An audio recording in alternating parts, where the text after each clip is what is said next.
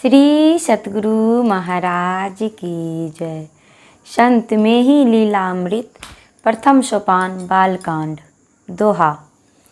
ते उत्तर दय आप कह नहीं बालन यह काम, करु विद्यार्जन प्रेम सो हो तुम बाल ललाम। प्रार्थना सुन हठयोगी महाराज ने आपसे कहा, यह योग बालकों के लिए नहीं है। तुम अभी सुंदर विद्यार्थी हो, प्रेम पूर्वक विद्यार्जन करो।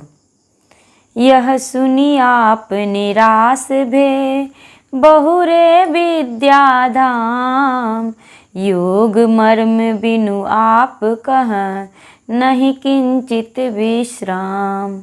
यह कोरा जवाब सुनकर आप निराश मन से विद्यालय लौट आए, परंतु योग पथ जानने की व्याकुलता के कारण आपको लेस मात्र भी शांति नहीं मिल रही थी। साध संत संगति चहै नहीं कछु और सुहाय, तेहि दिन कक्षा तीनी मह आप रहे बिलमाय। अब आपको किसी पहुँचे हुए साधु संत की संगति करने के अतिरिक्त और कुछ भी नहीं सूझता था। आप उस समय इंट्रेंस कक्षा के तीसरे दर्जे में थे। आए दरिया पंथ के स्वामी रामानंद, बाबा कब के शीस भये पूरब विष्णु चंद। एक बार ज्योतराम राय में दरिया साहब बिहारी पंथ के साधु स्वामी रामानंद जी आए। वे छपरा जिला निवासी बाबा कब, जो जाति के भाट थे, के शिष्य कहलाते थे। इनका पहला नाम विष्णुचंद भगत था। तहवा जाए योग विधि जान्यो, भक्ति नीव यहवा सोठान्यो। ते द्वय क्रिया दियो बतलाई, मानस जप त्राटक विधि भाई। वहाँ स्वामी रामानंद जी से जाकर आपने योग साधना की दीक्षा ले ली और भक्तिमय भवन का निर्माण यहीं से प्रारंभ किया।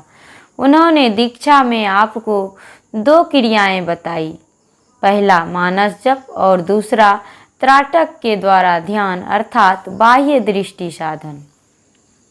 पठन काल किंचित लय भाई, कर युगल विधि मन चितलाई। ध्ययन ध्यान मह मन बिलमायो, दिवस परीक्षा कै चली आयो। वर्ग तृतीय सफलता पाए, तब कक्षा दूसर महाए। स्वाध्याय से कुछ समय बचाकर बड़ी लगन से आप अपने मन को कथित दोनों क्रियाओं के अभ्यास में लगाने लगे। इस प्रकार ध्यानाध्ययन में कुछ काल मन को लगाया, तब तक तीसरे दर्जे की परीक्षा तिथि समीप आ गई। आपने मनोयोग पूर्वक परीक्षा दी और सफलता प्राप्त कर दूसरे दर्जे में आ गए। अब सुनु गुरुवर चरित उदारा, ज्ञान विराग भगति विस्तारा। अति लघु वयस धर्म रुचि मन की, भयो तरुण प्रभु प्रेम प्रबल की। अब गुरुदेव के उदार चरित्र का वर्णन सुने कि किस प्रकार आपके ज्ञान, भक्ति और वैराग्य का विस्तार हुआ। छोटी उम्र से ही आपकी रुचि अध्यात्म में थी। जब तरुणावस्था को प्राप्त हुए तब वह संस्कार परमात्म विरह के रूप में प्रबल हो गया। पूरब कृत्य किए सब जागा, तजी जग काज भजन मन लागा। सुर शरी तीर करो तप भारी, ल संकल्प बढ़े उमग न्यारी। पूर्वकृत सारे सुकर्मों के फल फलित हो गए तथा संसार के कामों से मन उचटकर भगवत भजन में लगने लगा। एक दिन आपके मन में संकल्प उठा कि गंगा के पवित्र तट पर कठिन तपश्चर्या करूं। फिर तो आप विलक्षण पथ की ओर चल ही पड़े। कछुक दूरी गब ने मुनिराया, भगनी जेठ ध्यान मन आया। ते पतिहीन भई कछु काला, सुनी होई है मन विकल बिहाला।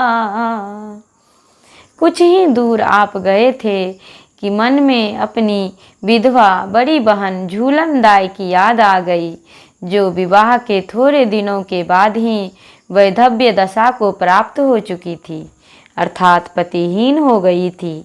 आपके मन में हुआ, जब वे मेरे गृह परित्याग का वृत्तांत सुनेंगी तो मेरे विचोह से उनका ममतापूर्ण हृदय विह्वल हो उठेगा। मैं अरु पिता आने नहीं कोई, जेहि डिग जाई कहे दुख रोई। जब गबनी सुरपुर महतारी,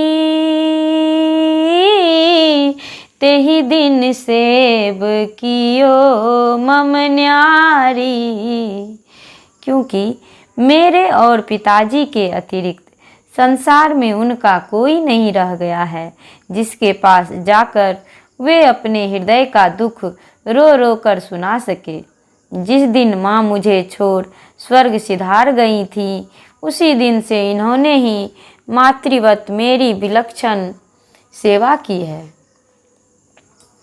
निज उर नेह दियो बरसाई, अब तेहि कै कहूँ कौन सहाई।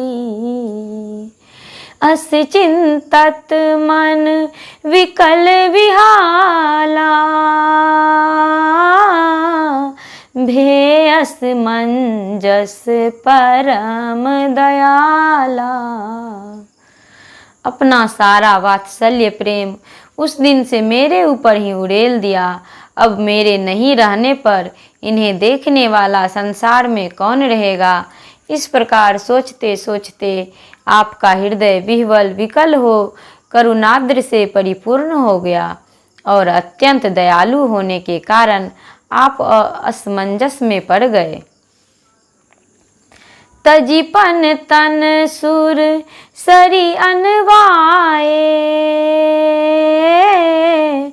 फिरे पाया देहि गृह दुख पाए। झलका झलकत कोमल चरना, होई अमित दुख जाई न बरना। फिर आपने अपने निश्चय को बदलकर मात्र गंगा स्नान भर किया और पांव पैदल ही निवास पर आ गए। कोमल तलवे से तप्त भूमि पर चलने के कारण पैरों में फफोले पड़ गए, जिससे आपको अवर्णनीय असह्य पीड़ा होने लगी। मन संतोष होई नहीं भाई, विरह विराग दूरत प्रगटाई। एहि मद गृह स्वामी तन त्यागा, दिए आप जे अति अनुरागा। आपने अपनी दयालुता के कारण निश्चय तो अवश्य ही बदल लिया, परंतु ईश्वर भजन के लिए अतृप्त मन शांत नहीं हो पा रहा था। आपके अंदर का विरह वैराग्य थोड़े काल के लिए समझाने पर छिप जाता, परंतु फिर प्रकट हो जाता था। उस समय आपकी यही स्थिति चल रही थी कि इसी बीच जिनके निवास स्थान पर आप रहते थे और जिन्होंने आपको अत्यंत वात्सल्य प्रेम प्रदान किया था, वे घर के मालिक श्री जगमोहन तिवारी जी ने अपना चोला बदल लिया। पुनि दूसरे गृह सोधे उजाई, रहे जहाँ निज मीत सदाई। ते प्रथम ही निज गृह चली गयऊँ, आप रीत लखी निवसत भयऊँ। उक्त तिवारी जी के देहावसान से आपको निवास की समस्या हो गई, लेकिन आपने निवास के लिए दूसरी जगह ढूंढ ली। आपके मित्र श्री फौदीराम, जो किसी कारण विशेष से अपने घर पर जाकर ही रहने लगे थे, तथा वे जिनके यहाँ डेरा लेकर सर्वदा रहते थे, उस स्थान को खाली देख गृह स्वामी से आदेश ले आप वहाँ रहने लगे। दिवस एक मन भयउ बिहाला, दुरत बिरति प्रगटेउ तत्काला। पाठन पठन छारी सब काजा, गए जहाँ गुरुदेव विराजा। पुनः एक दिन योग साधना करने के लिए मन में व्याकुलता बढ़ गई और आपका छिपा हुआ वैराग्य प्रकट हो गया। आप तुरंत ही पठन पाठन का सब कार्य छोड़कर जहाँ ज्योतराम राय में गुरु महाराज विराजते थे वहाँ पहुँच गए। यह सुधि आप जनक जब पावा, बिहवल विकल तहाँ चली आवा। लहनाही मन महु विश्रामा, बहु प्रबोधि लायो निज ग्रामा। यह खबर ज्यों ही आपके पिताजी को मिली कि त्यों ही विह्वल विकल होते हुए वे आपके पास पहुंच गए। उनके मन को थोड़ी भी शांति नहीं मिल रही थी। उन्होंने बहुत तरह से समझा बुझाकर आपको घर लौटा दिया। निज ग्राम लाय बुझाय पितु शुभ, सीख दय तोषित किए देव अमित उपदेश। पुनि नहीं होई परिपोषित ही, संसार भार उतार हित जय। जन्म जगती तल लिए, तेहि भक्त कह जग सुख दय। पितु चहत उर शीतल किए। पिताजी ने निवास स्थान पर लाकर सुंदर शिक्षा दे किंचित काल के लिए आपको प्रसन्न कर लिया, परंतु उनकी बाहरी शिक्षा देने पर भी आपका अंतःकरण अस्थायी रूप से परिपुष्ट नहीं हो रहा था। जिन्होंने संसार भार को उतार देने के लिए ही जगती तल पर जन्म लिया है, उस भक्त के हृदय को पिता संसारिक सुखों का प्रलोभन दे शांत एवं शीतल करना चाहते हैं। प्रभु प्रेम की अतिशय लगन अरु व्यग्रता, जिनके उरे तिनके मनोरथ की सफलता। देव परमात्म करे जाके हृदय सद्धर्म की ज्वाला, निरंतर जल रहे ते धीर विरही भक्त गण धन धाम दारा नहीं चहे। परमात्म प्रेम की अतिशय लगन और व्यग्रता जिनके हृदय में हो, उनके इस मनोरथ को परमात्मा अवश्य पूर्ण करते रहते हैं। जिनके अंतःकरण में सत्य धर्म पालन करने की आग नित्य प्रज्वलित होती रहती है, उन धैर्यवान एवं विरही भक्त को सांसारिक संपदा, घर और स्त्री सुख नहीं सुहाते हैं। श्री सतगुरु महाराज की जय।